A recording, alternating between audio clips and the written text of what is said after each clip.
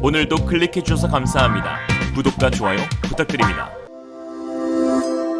Realism. 지난 30일 한국은 순수 국내 기술로 개발한 고체 추진 우주 발사체의 첫 시험 발사를 성공적으로 마쳤습니다. 이날 시험 발사에서는 우주 발사체의 필수 기술인 대형 고체 추진기관, 페어링 분리, 반분리, 상단부 자세 제어의 기술 검증이 이뤄졌는데요. 이에 사실상 우주 발사체를 넘어 대륙간 탄도 미사일 ICBM의 개발도 임박했다는 평가입니다. 보통 군사용에는 고체 연료 엔진이, 위성 발사용에는 액체 연료 엔진이 사용됩니다.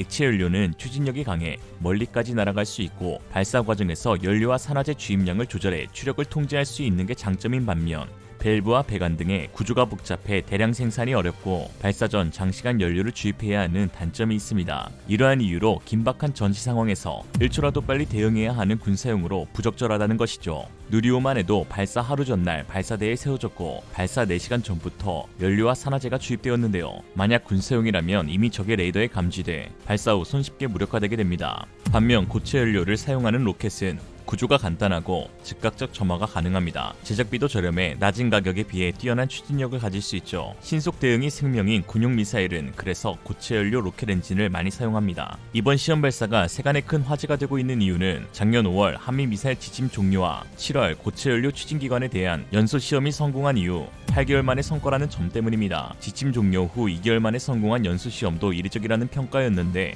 통상적으로 1년 6개월 정도 소요되는 고체 연료 시험 발사를 무려 8개월 만에 성공한 데 해외 외신들은 한국군이 이미 오래전부터 기술력 확보를 하고 있었던 것이 아니냐 하는 추측도 제기하고 있습니다. 사실 한국 국방부는 주변국의 군비 증강을 우려해 재원을 일부 축소 발표하거나 실제 개발이 되었어도 상황을 고려해 적절한 시기에 발표하는 방식을 취하고 있었기에 이러한 의구심은 더욱 증폭되고 있는데요. 이에 외신들은 한국이 ICBM 대륙간 탄도미사일 개발 역량을 갖추고 있다고 평가하고 있습니다. 세계 7번째로 75톤급 이상의 중대형 엔진을 국내 기술로 개발한 한국형 발사체 누리호 발사 당시 영국 언론 BBC는 우주 로켓과 탄도미사일은 비슷한 기술을 사용한다면서 한국이 누리호를 인공위성 발사를 위해 사용한다고 하지만 누리호 발사는 또한 무기 개발의 확대의 일부, 즉 ICBM 대륙간 탄도미사일로 간주된다고 평가하였습니다. 한국이 실패라고 규정지었던 부분은 사실 별 의미가 없었던 한국의 꼼수였다라는 것이죠. 일본 언론은 멀쩡한 고체 연료를 놔두고 액체 연료를 주입해서 마지막 3차 로켓 엔진이 46초간 연소를 적게 하게 했다면서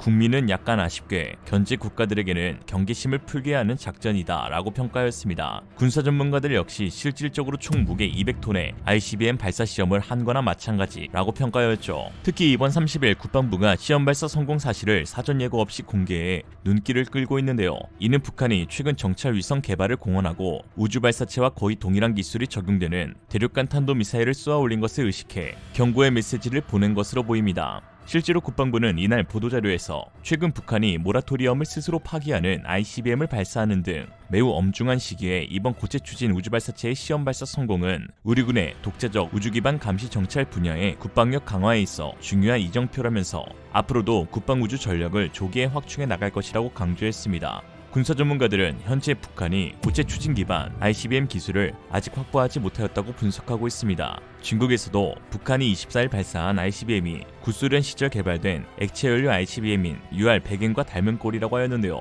신승기 한국국방연구원 연구위원은 북한이 2019년 이후부터 본격적으로 다양한 고체 연료 엔진 탄도미사일을 개발 공개하고 있음에도 불구하고 현재는 그다지 보편적으로 사용되지 않는 앰프라 연료 주입, 저장 체계를 사용하고 있는 것은 고체 추진 개발의 비용을 감당하는 것이 사실상 불가능하기 때문으로 추정된다고 분석하였습니다. 북한이 노후화된 스커드, 노동계열 액체연료 엔진 탄도미사일을 도태 폐기하고 신형 고체연료 엔진 탄도미사일을 양산하는 데 소요되는 막대한 비용을 감당하지 못한다는 것입니다. 장기화된 대북 제재 등으로 악화된 북한의 경제 여건으로는 이 비용을 충당하기 어려운 측면이 있습니다.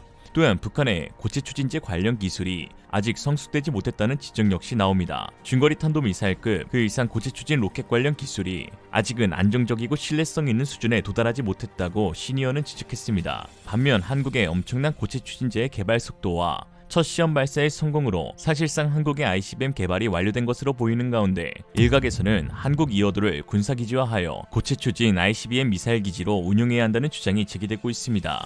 이는 고체 추진 ICBM이 갖는 장점이 바다 한가운데 위치한 인공성 군사기지에서 사용될 때의 시너지가 매우 크기 때문입니다. 고체 연료 미사일은 액체 연료 기반 미사일에 비해 더 은밀하게, 더 빨리, 더 안정적으로 발사할 수 있습니다. 특히 효율성과 유지보수 측면에서 유리하고 로켓의 효율성이 높아 같은 크기의 액체 추진 로켓에 비해 더 먼 사거리를 제공하여 해양 인공섬 군사기지에서 운용되는 것이 적합하다는 평가를 받고 있습니다. 실제로 중국은 분쟁 지역의 암초에 인공섬을 만들어 미사일 군사기지로 운용하고 있는데요. 남중국 해에는 250여 개의 작은 섬을 비롯한 산호초, 암초 등이 산재한데 중국은 이곳을 인공섬으로 만들어 군사기지로 만들었습니다. 대표적으로 콰테로 남초에는 고주파 레이더 기지를 건설했고, 덩컨 섬에는 헬리콥터 기지 건설, 우디 섬에는 지대공 미사일을, 히어리 크로스에는 탄도 미사일을 배치하였습니다.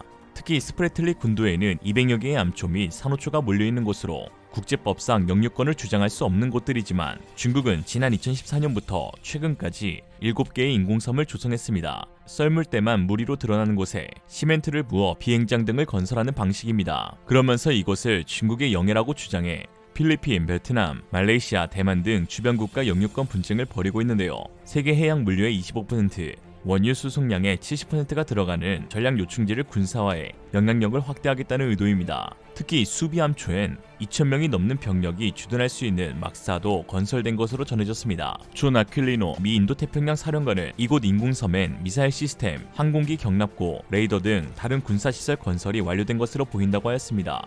중국이 인공섬에 배치한 것으로 거론되는 대표적인 무기는 항모킬러로 불리는 대함탄도 미사일 둥펑-21, 250마일 밖에서도 항공기 6대를 동시에 요격할 수 있는 대공미사일 SA-21, 레이저 및 전파방해 재민장치 등입니다. 일본도 중국을 따라 분쟁 지역의 인근 암초에 인공섬을 만들고 있습니다. 역시 일본이 13억이면 그게 중국이다. 도쿄에서 남서쪽으로 1700km 떨어진 산호초 오키노토리시마는 해양으로 돌출된 좁은 지역으로 국제법상 섬으로 인정받지 못하는 작은 크기입니다. 하지만 일본 정부는 오키노토리시마를 섬으로 규정했으며 이 일대를 배타적 경제 수역으로 지정하였는데요. 그 이유는 중국과 영유권 분쟁 중인 센카쿠 열도 인근에 오키노토리시마가 위치하기 때문입니다. 즉 오키노토리시마를 섬으로 만들어 영토 분쟁에서 우위를 차지하기 위해 무리한 인공섬 프로젝트를 착수한 것이죠. 중국은 이를 당연히 인정하지 않으며 섬이 아닌 암초일 뿐으로 일본 정부는 영토 여역을 멈추고 국제사회의 질서를 존중하라고 비판하였습니다. 자기 인공섬은 착한 인공섬, 남의 인공섬은 나쁜 인공섬, 둘 다 빨리 착해져라. 이에 한국도 이러한 위협에 맞서 인공섬을 건서 영토 분쟁에 적극적으로 나서야 한다는 목소리가 꾸준히 제기되고 있으며 인공섬에 ICBM 미사일 기지를 만들어 혹시 모를 군사적 위협에 대비해야 한다는 주장이 나오고 있습니다. 대표적인 후보지가 바로 이어도인데요. 사실 이어도는 수중 암초로서 영유권 분쟁 대상이 될 수 없다는 것을 한국과 중국 양국가의 외교부에서 명백하게 인정하고 있습니다. 그럼에도 중국은 이어도 상공을 동중국해 방공식별구역으로 선포하였고,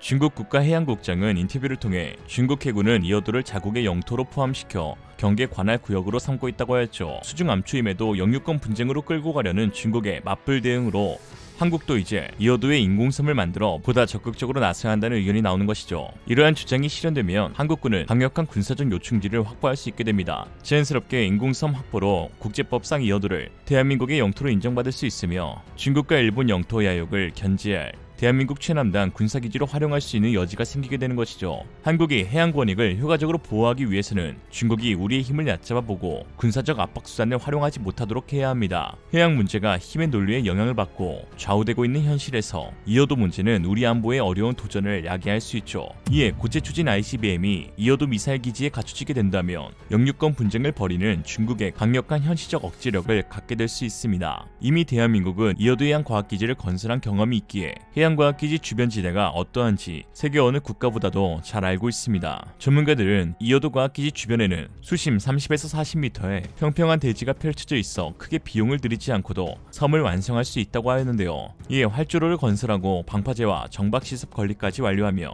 해양 전초기지로서 조금도 부족함이 없는 아시아 태평양 최고의 군사 전략적 요충지를 얻게 되는 것입니다. 한편 일각에서는 이어도를 인공섬화하는 것에 우려된다는 목소리가 넷상에서 나오고 있습니다. 아무리 중국이 인공섬을 만들어 군사기지화 한다 해도 한국도 똑같이 미사일 기지를 만들어 동북아에 불필요한 군비 진강을 할 필요가 있냐. 이어도는 하나의 아름다운 자연으로 남겨둬야 한다 라고 적었는데 괜찮지? 이에 서울시 용산구 동자동에 거주 중인 김철근 씨는 리얼리즘과의 인터뷰에서 다음과 같이 밝혔습니다. 국가 정책에서 할까 말까 고민될 땐 중국의 반응을 보면 쉽게 해결되는데 중국이 반대하면 그냥 하면 된다. 이상으로 리얼리즘이었습니다. 여러분의 생각은 어떠신가요? 현명하고 지혜로운 여러분의 의견을 지금 댓글에 남겨주세요. 감사합니다.